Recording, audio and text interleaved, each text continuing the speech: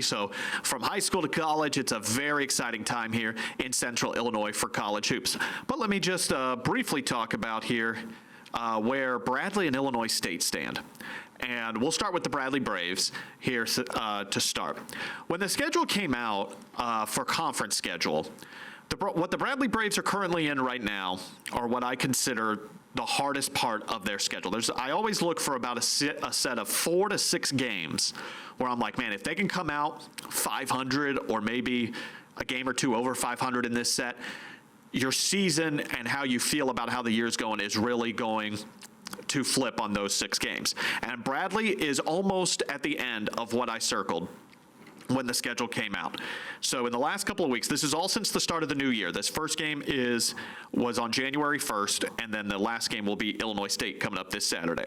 They were at Belmont, at Murray State, home against Drake, at home against Northern Iowa. Tonight they're on the road at Evansville, and then Saturday they'll be on the road at Illinois State for the War on 74. And right now they're 2-2. They dropped at Belmont by 10, and then they got handled by Murray State by 20, and probably brought them back down to earth a little bit, much like Illinois State right now. Bradley had won 6 in a row. They actually went the entire month of December without a loss. That loss at Belmont on New Year's Day was their first loss since right before Thanksgiving on November 25th, when they lost to UC San Diego 87-77. And if you had talked to Brian Wardle before the start of the season, and I did a couple of times, if you had told him that roughly halfway through your season and almost halfway through Valley play, you're going to be in mid-January 12-6, 5-2 in the Valley, currently tied for second in the Valley with Belmont, and you're 9-1 at home. He probably would have taken that in a heartbeat, because Bradley came in with so many question marks this season. What would they look like? Last season, they were the talk for being the oldest team in the Valley. You had Duke Dean. You had Darius Hannah. Those kind of guys, solid years under their belt. Darius Hannah played more games in a Bradley uniform than anybody in the history of the program. And now you've got a bunch of young guys. Jaquan Johnson, he's really taken over the team. He's just a sophomore. You got a lot of freshmen. Montana Wheeler has really been a great surprise for the Bradley Braves this year. Matthew Zobrist and Dietrich Richardson, Peoria area talent that are just true freshmen. They're getting some minutes throughout the year as well. But again, a lot of question marks, and they've had some rough patches. And we'll talk about Illinois State's current rough patch here coming up in the next segment. But I mean, Bradley, at the start of the year, was 1-3. They lost to St. Bonaventure. They beat Central Michigan, and then they dropped back-to-back games to UT Martin and San Francisco. And that was a moment very early on in the season where I was very curious how they would respond heading into UMass Lowell, which they were able to pull out, and then the game against Princeton, which they won handily. And in Brian Wardle fashion, they have responded well. And I commend them for that, because if you had told me through 7 games they'd be 5-2, I don't know if I would have believed you, especially with the first few games in their schedule being against kind of the lower tier of teams. Right now, the MVC is very clearly in 2 tiers. You've got Murray State leading all the way at 7-0. You've got a 2-way tie for second between Belmont and Bradley at 5-2. And then you've got Illinois State and Northern Iowa tied for 4th at 4-2. And then you've got a 4-way tie between Drake, SIU, Valpo, and UIC at 2-4. Indiana State's 1-5. Evansville is 1-6. So there's 2 very clear tiers here in the MVC right now. And going back to my previous point before we hear from Brian Wardle, you are almost through what I consider the toughest part of your schedule. And all Valley games are tough. Let me be very clear. It's the Valley. And it is the Valley for a reason. You will drop some games that you weren't supposed to. You will also win some games that you weren't supposed to. It's a very fun league. It's a very competitive league where anyone can win on any given night. However, there are stretches of your schedule that are harder than others. And I believe Bradley is in the middle of that. Illinois State is about to enter theirs. But going back to Bradley, huge win this past Saturday night against Northern Iowa. A dogfight of a game. And in those kind of games where, actually in Vegas, Bradley was the favorite, and I was a little surprised when that line came out that Bradley was actually the favorite. But I mean, that Carver Arena crowd, Brian Wardle talked about it, and he will talk about it here in this clip I'm about to play. That Bradley crowd, man, it is something. It is fun to be at. The Bradley Carver Arena always showing out for the Bradley Braves, and they were a difference maker, especially in that second half down the last few minutes of the game.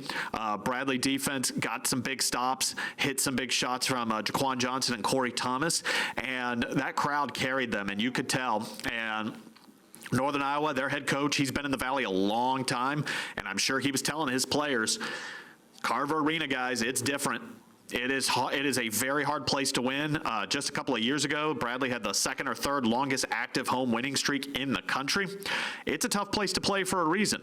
But for Bradley to come out a winner there in a dogfight of a game where they also just demolished Drake, I mean, that is massive for them when you take a look at the rest of their schedule. They're on the road at lowly Evansville, a game they should handle, but I'm sure Brian Wardle is nervous about it. If there's a game on your schedule you're nervous about, it's this one. You've got sandwiched in between Northern Iowa, who's always going to give you a great game. Between that and Illinois State on Saturday, I'd be a little nervous about this game if I was Brian Wardle. Not because I think they're going to lose. I believe Bradley will win this game. But I'm worried about looking back, and I'm worried about looking forward.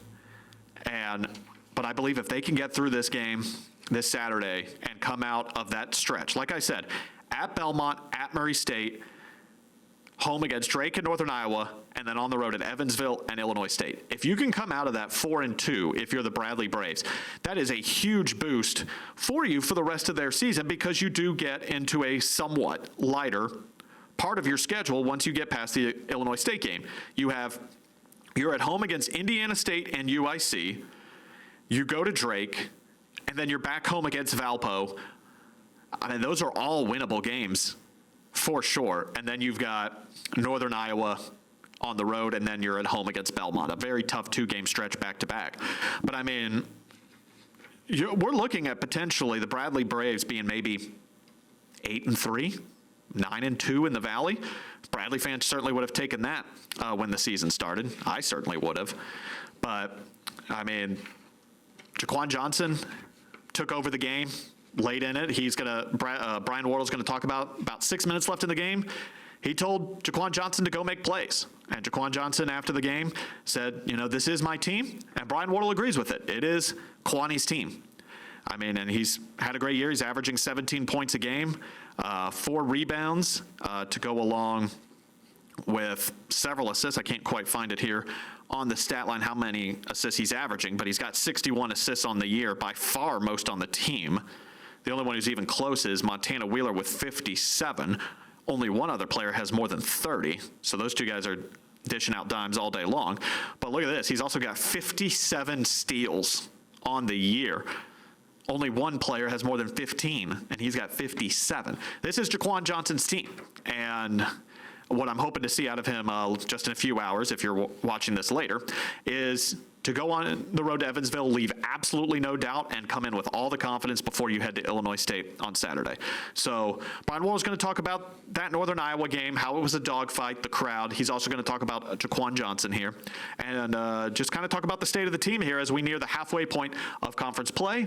And without further ado, here is Brian Wardle.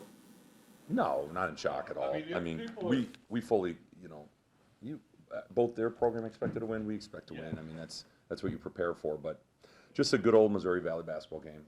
Two good programs. Got a lot of respect for their program and Jake, and it was a slugfest. It was back and forth. I thought we controlled the first half pretty well. Made just too many mistakes out of timeouts, defensive mistakes to start the game. Liked our lead going in, but started the second half with some, I thought, poor shot selection, and so had to burn a timeout pretty early to just get everyone back to reversing the ball and sharing the ball. And once that started happening, it was back and forth the whole second half. Our fans were great the last 4 minutes. That's home court advantage right there. The crowd, especially when we're on defense, where they can't hear offensively. And that's what it comes down to, these close games in Valley, making plays down the stretch.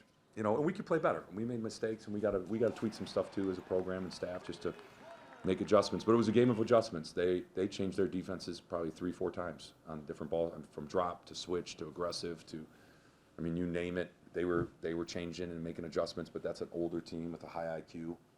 And I can't do that with my guys, but I give them credit. I thought we made some quick adjustments too to try to counter what they were doing. And like I said, meta big free throws. We just you got to make big plays in big moments, and we were able to do that at home today. There's a lot to learn from this game too. So we got to move on quickly, then get ready for Evansville because we got a quick turnaround. So you don't even have much time to think about this game. We've talked a lot about the youth of this team, but I didn't see them rattle or be unsure. They looked like a very confident, strong team. No, what did you see? Yeah, we were confident in the timeouts. We're a resilient group. We've had some losses this year where we've lost in the last 2 minutes of the game. Quite probably 3 or 4 of ours at least were like that. We know how to battle, we know how to fight, and that was what this game was. So we've been there. Quan said in those last few minutes, I think it was during a timeout, he said you told him, go get it done. Yeah. Something to that effect. You tell me what you said to him, but he said, this is my team. Yeah. I'm taking us there. And it is. And Quan, he's more vocal this year than last year. He's still not where I think he can be, but I want him to be true to his personality too. But it is when he's in attack mode like that, and we were trying to get certain players switched onto him, and that's what I was like, hey, go to work. I always say go to work. Go to work means,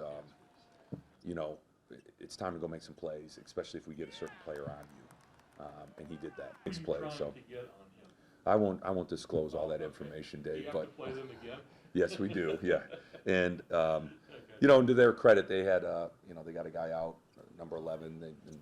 They got a few injuries, but that's part of it. Everybody has sickness and injuries throughout this long season, and you just got to find ways to win. And they battled, and they were, they really wanted this one, and we did too. And so I'm just proud of our guys for finding a way to win.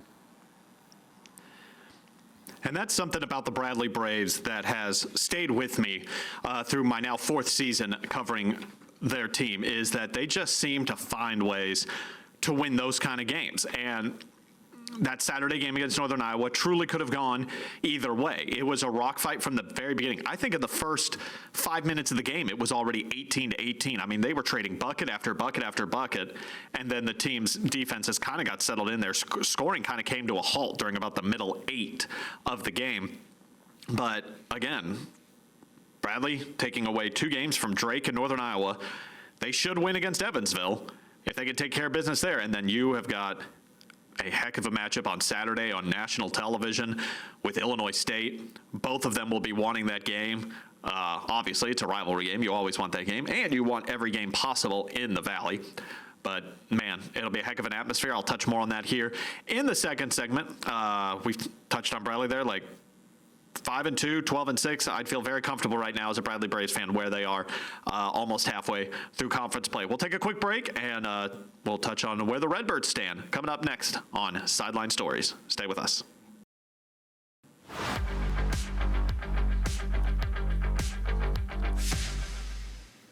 Welcome back to this edition of Sideline Stories here on the WMBD Plus app. I am Patrick Cunningham, weekend sports anchor of WMBD TV here in Peoria. In the first segment, we talked about the Bradley Braves and where things stand as they head to Evansville. This is being recorded on Tuesday, January 13th, so this is just a few hours before they play Evansville. One day after this is recorded, Illinois State will play Indiana State, and we talked about where Bradley stands. They should feel pretty comfortable after dominating win over Drake and a very hard-fought victory over Northern Iowa. If you want to know how quickly things can change in the Valley, just ask an Illinois State fan right now. And this is not a knock on Illinois State. It's a long season just in conference play in the Valley, let alone non-conference play. But I'm sure it is also compounded by the national championship football loss. It's been a rough 5 days if you're an Illinois State Redbird fan. You had the national championship loss last week. A couple days later, your men's basketball team loses at Valpo, which is a team that historically has tripped up the Bradley Braves over the last couple of coaches they've had. And then if you're into gambling, you know how that works. They were minus 900 at home in this game against UIC and lost in overtime in a defensive shootout where the team just couldn't really buy a bucket. I've got the box score to that game here. I mean, Illinois State shooting just, I believe, 29% from the field for the game. 27% for the game. They were shooting, they shot just 22% during the overtime period. Johnny Kinziger, he had a chance to win it there, couldn't knock it down. Now, to pick them up, if I was Ryan Peden here, here's what I would say. Guys, we shot about as poorly as you could. We still took them to overtime. We still only lost by a couple points. If this loss were just existing by itself, I don't think it would have hurt as much. It still would have hurt. Don't get me wrong. You don't want to lose when you're such a huge favorite at home, especially in the Valley, because those losses can snowball. But compounded after losing at Valpo, if I am an Illinois State fan, I would tell you, don't hit the panic button just yet. I know it, especially with social media compounded and everything, I know we tend to hit the panic button quicker.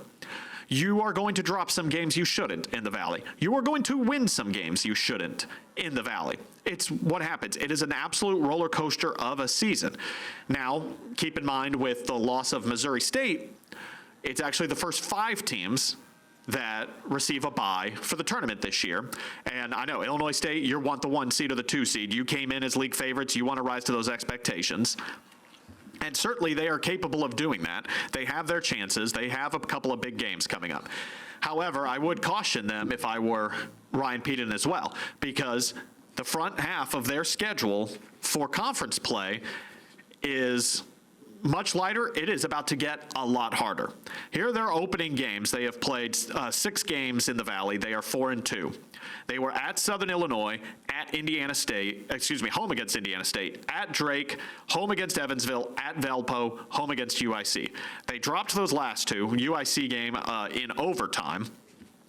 And here's where it gets harder, because all of those teams are in the kind of southern tier of the Valley right now. There are 2 very clear tiers across the Valley.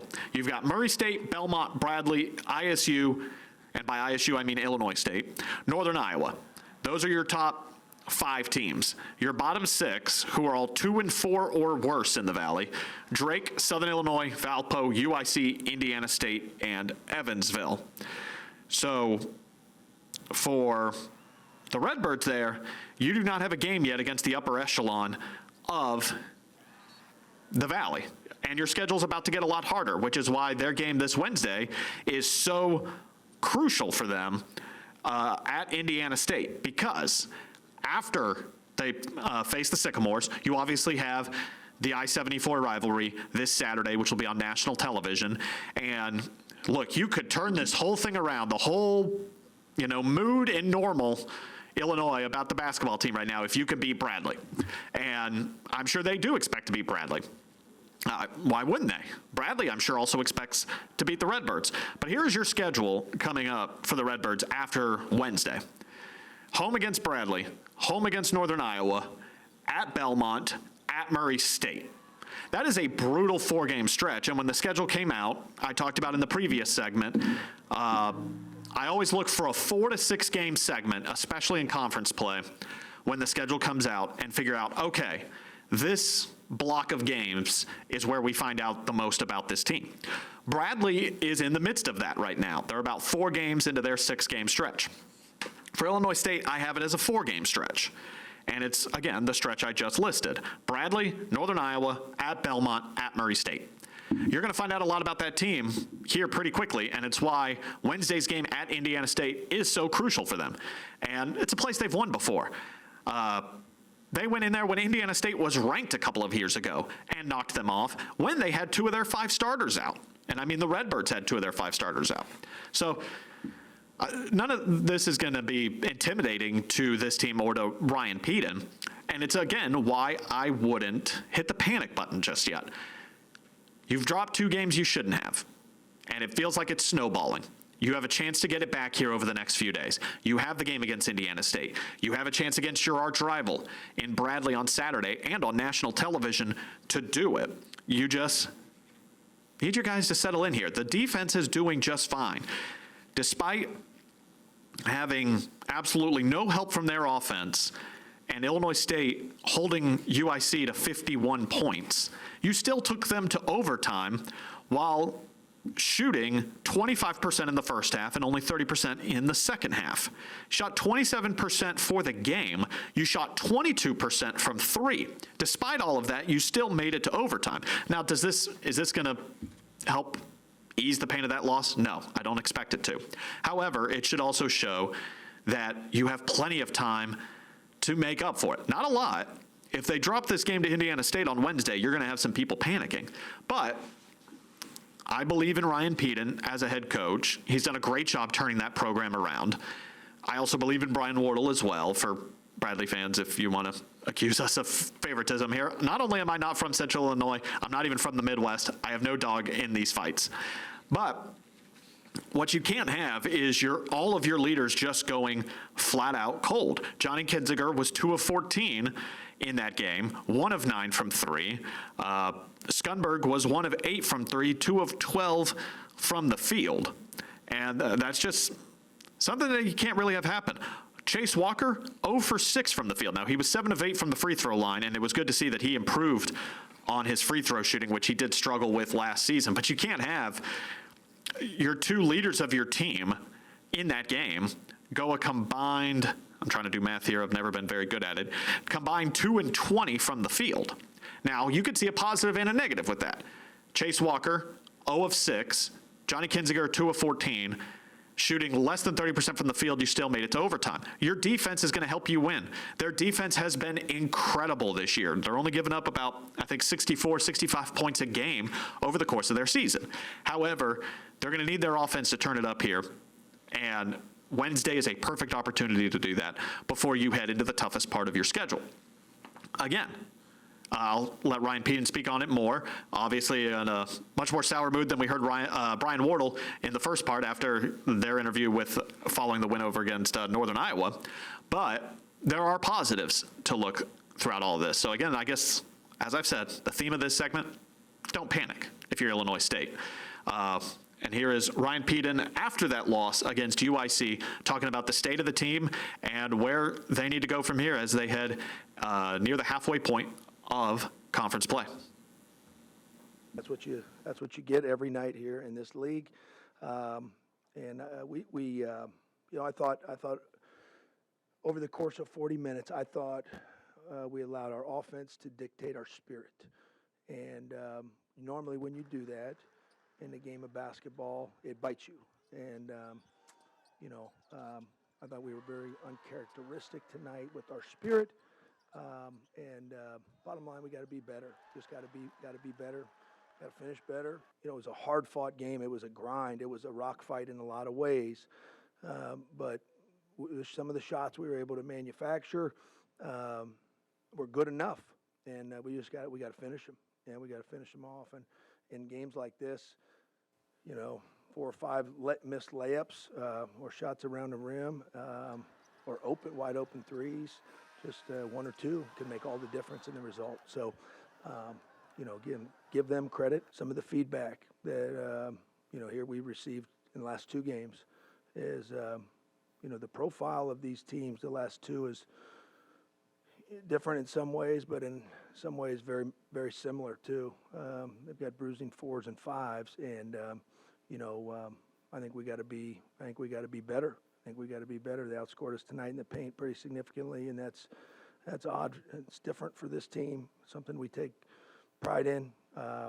Some nights you're not going to score more than your opponent in the paint, but we didn't finish well enough tonight, and they did. It's an atypical night. You have 30-plus games in a college basketball season. They're not all going to be sunshine and rainbows for him as an individual, but for us as a team. I say this all the time, but our story will be told in the way we respond to the tough moments.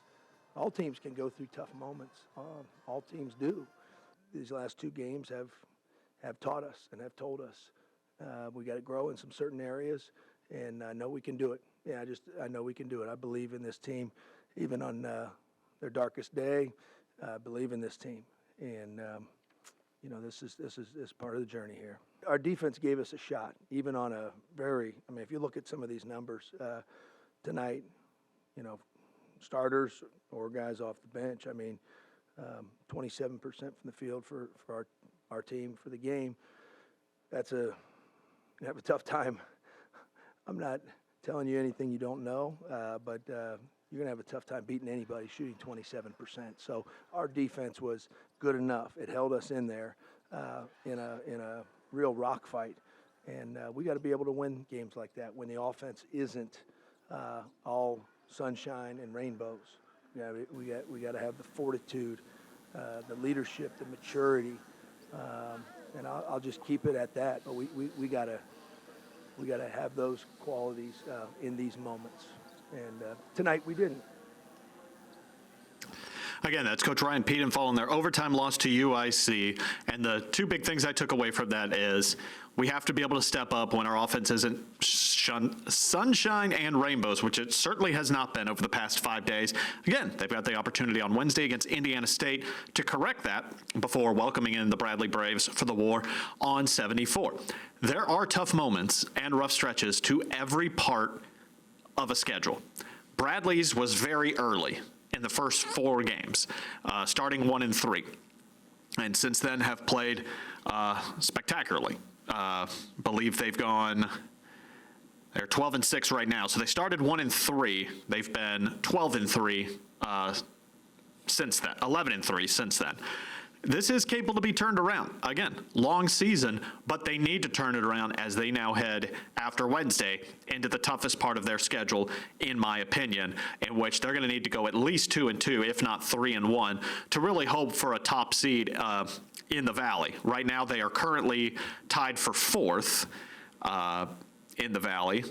I believe that is with Northern Iowa. Let me pull up the standings real quick. Yes, they're in a 2-way tie for 4th with Northern Iowa.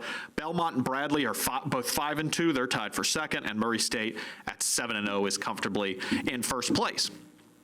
Illinois State also still has a chance to make a run for that 1 seed. They still have 2 games against Murray State left on their schedule. They still have to face Belmont. Bradley has already faced both of those teams once, so they only get 1 more crack at each of them. Again, no reason to hit the panic button yet. All righty. As we head into the final segment here, coming up next, we'll take a look at the ICC women's basketball team. Cougars ranked number 2nd in the country in Division II JUCO, and they're doing it with a load of talent from Central Illinois. We'll talk about them next here on Sideline Stories. We'll be right back.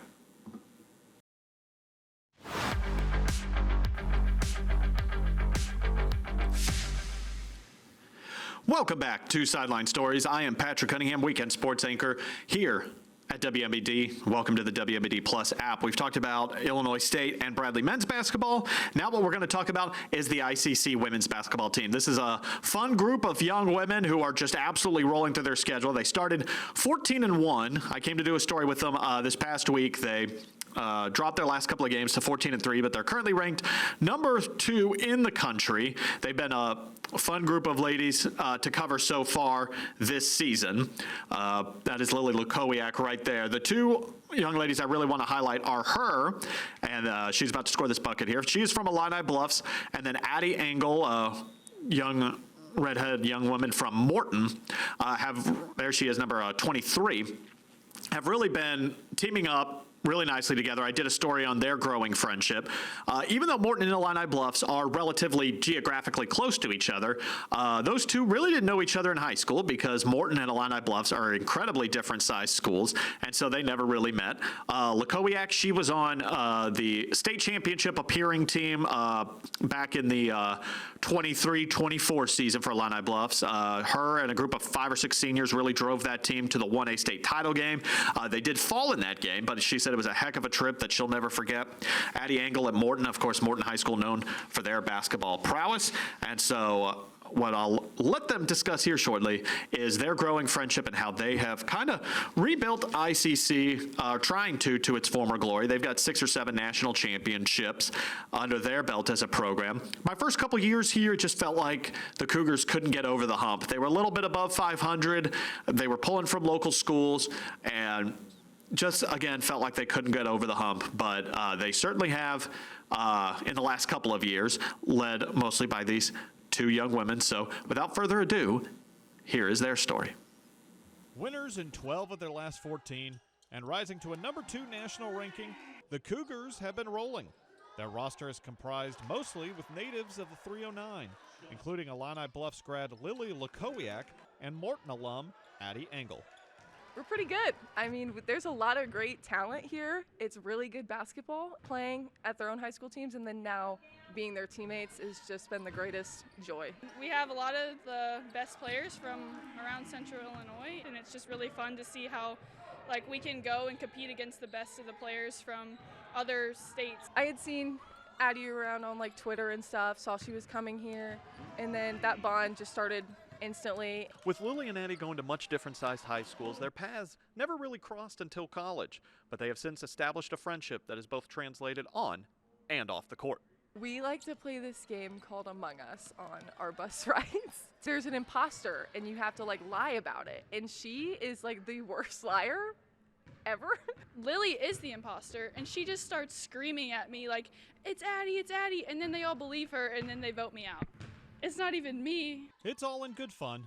The two consistently light up the stat sheet and are hoping to push ICC to another deep run at nationals. Maybe it's my night one night, or one night it's her night, and just being able to bounce off of each other like that. And then outside of basketball, yeah, she's a super great person. This team is just going to keep getting better and better.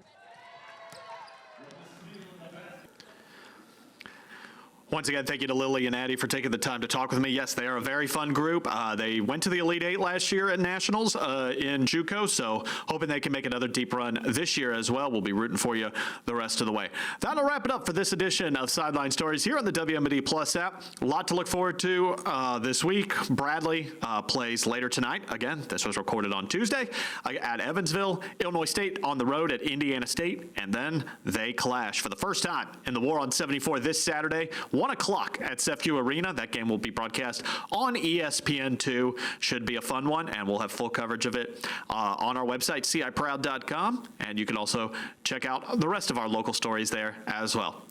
Thank you so much for watching. Have a good day.